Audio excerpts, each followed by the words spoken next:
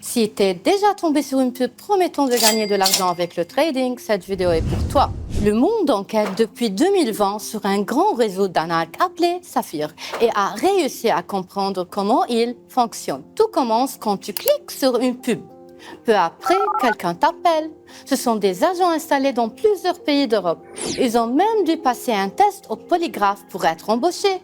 Ils te poussent à faire un premier dépôt et hop, tu as maintenant un compte sur l'un de leurs dizaines faux sites. Ces sites tournent avec un logiciel créé par Zoé depuis Israël et la technique est dirigée par Mark, un entrepreneur israélien. On te crée un profil et un faux conseiller qui t'appelle en VoIP pour cacher d'où il parle. Le réseau utilisait surtout les services VoIP de Cooperato, une société israélienne. Sur ces sites, tout paraît réel. Graphiques, chiffres, cours. Tu penses que ton argent augmente, donc tu continues d'investir. Mais quand tu veux récupérer tes fonds, on te demande de payer une flat tax et on te menace de te dénoncer au fisc si tu refuses. Saphir aurait des bureaux dans plusieurs pays européens pour blanchir l'argent, mais son siège principal serait dans la tour Saphir à Tel Aviv.